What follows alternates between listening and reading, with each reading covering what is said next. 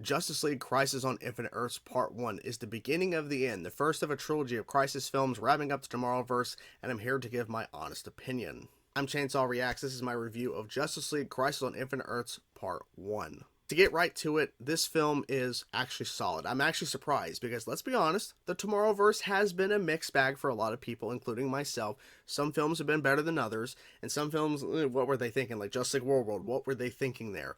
But in terms of this film, after seeing the entirety of it, because at points I'm like, this is getting messy, but after seeing all of it, after seeing everything, getting to the credits, they actually did a pretty solid job here managing the variety of stories they're telling and the time travel aspect with Barry Allen. Crisis Part 1 is not perfect, but they do handle the variety of storylines pretty well, and they start tying them together, I think, in a pretty interesting way. And when I got to the third act of this movie, I'm like, I don't know what's going to happen here, but I do like how we did get here. Not everything. I'll get to some of the things I have an issue with in a second. But in terms of how Barry is traveling through different points in time and how there's certain characters that are being established and how they actually tie into the third act where everything comes to a head, I think the journey was definitely interesting. Not all great, but I was having fun, and at no point when I going, this could have been, whatever, this is boring. At least something was going on to where I'm like, okay, at least I could focus on that. If I'm not liking this overall, I can at least focus on that, because that's an interesting element. That's an interesting thing there. So, it wasn't bad. I'm glad that it wasn't bad. Most of the characters in this film have an impact, even if it's small or big. And I feel like they handled all of these characters as best as they could. And even though we had a longer runtime, there's some characters that are kind of in the background that may have a line, maybe don't speak at all, but they're there, and it's cool to see all these variety of characters standing next to each other and trying to reach a common goal, of course, stopping the antimatter wave.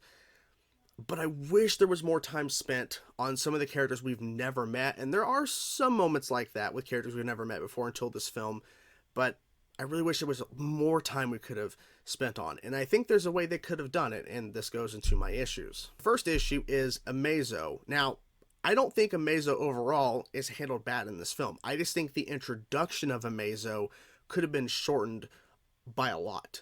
Because Amazo actually has a purpose in this film, and I won't say what it is, but there's a reason why Amazo is introduced. Because there's some people going, and I get it because I was thinking the same thing. Why is Amazo being introduced in this movie? There's a purpose, there's a reason for it. But I think the introduction and all the things they kind of do with Amazo towards the beginning of the film could have been shortened greatly, and that time could have been spent on other things, setting up the Crisis event. The second major thing I have an issue with this film is the crime syndicate's basically involvement in this movie. And they're heavily featured in the artwork, as you see, with the actual main artwork of like the cover of the film or whatever. You see all these crime syndicate characters. They really don't matter at the end of the day. There are two major things, I almost said one, but there's two major things that do occur during the crime syndicate stuff in this movie. But realistically, you could have reworked the entire section of where Crime Syndicate is introduced and we're coming back to it and everything. They could have literally just reworked this whole entire segment and basically scenes to where you still get those two main points across that need to happen storyline wise, because you find out later one of the things that happens in the actual Crime Syndicate stuff really like makes a point and means something later on in the movie. But realistically, you could have had that same thing happen somewhere else, and something that's shown to Barry specifically, he could have found out some other way. And I just feel like they were just showing the crime syndicate just to go, oh, we're going to show you the bad guys of the Justice League. It's like, it's not necessary. And it's not necessary at all. But yeah, those are my two kind of major issues with the movie. I really wish they would have reworked them and cut them down for the Amazo stuff and Crime Syndicate stuff, or just cut it out completely. The Amazo stuff, you don't cut out completely. It makes sense why, but Crime Syndicate stuff, they could have just reworked that entirely, in my opinion. What really works for this film is the Barry and Iris relationship. And when we're cutting through time, which the way they actually work, the actual like jumping through time and everything that Barry kind of does, at first it was jarring, but it started to make more sense in terms of this, how they're telling the story and how they're structuring it. But the main thing is Barry and Iris' relationship. And I'm completely fine with that. I really am. Because I think it worked in this movie. And especially when you get to the third act, there are some stuff, and I'm not going to say what it is because I don't want to spoil it, but there are some things that surprised me that they were doing with Barry and Iris' relationship and what they've been going through. There's a lot of like, what is going on here? But it makes more sense. It really does. And it really is impactful for the story. And I think it really makes the film more complete that you have this. Because let's say we weren't focusing on Barry and Iris' relationship. I don't know what you really could have more focused on. I mean, there are other possibilities and other characters and other things they could maybe focused on, but I think it makes sense here because ultimately what ties in terms of this version of Crisis is Barry. Now, of course, in the comics, there's Barry ties into all that kind of stuff, and there's a lot of stuff there, but you get what I'm saying. In this version of their Crisis story they're telling, Barry's connected to everything. Barry's connected to everything that's kind of occurring. So I think they handled it pretty well. The animation, the look of this film starts to actually go down in quality as you're getting closer to the end of the film. I'm not sure why. There's certain points where you look at the animation from characters from far away and it looks really jarring the way they're kind of moving and stuff. Because there's one point where there are like some characters doing some movements and it's just like really weird, like, I don't know what the hell was going on. Like, I don't know why they included this long shot of some characters doing some movements. It was really strange. But I say overall, the look, besides some of the animation towards the end getting a little bit weird, I think the look of the film is what you would expect from the Tomorrowverse.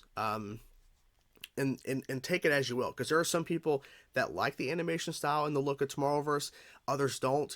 So if you're a fan of that Tomorrowverse animation style and the way that the characters look, then you're going to enjoy this film in terms of the actual look of it. If not, it's exactly what you would expect. There are some surprising characters in this, and I'm not going to mention any of them because a lot of them have not been shown in the marketing, or if they have, you really don't know the impact or what they actually bring to the film. But there are some interesting characters they bring in that I was like, okay, that's pretty damn cool. And I'm glad I didn't know that character was in the movie. I'm glad I didn't know this character was in this movie. So it's more of a surprise. And I appreciated that because I want to be surprised. I want to be surprised by these movies. I'm not going to say what it is, but there is something said in this movie that I'm so happy was said because it confirmed a theory of mine that I've had, and I think many have had for a while. So I'm glad this thing was said because it makes so much sense. It really does. So I'll just leave it at that, but I'm glad there was something said because it made me go, okay, I figured, and I'm glad there's confirmation on it. I am happy this is part 1 of 3 films. Thankfully not part 1 of 2 or even just 1 film, because there's no way they could have done a Crisis story within an hour and a half. Even though this is a longer film compared to some of the other films in the Tomorrowverse and even DC animated home releases as well.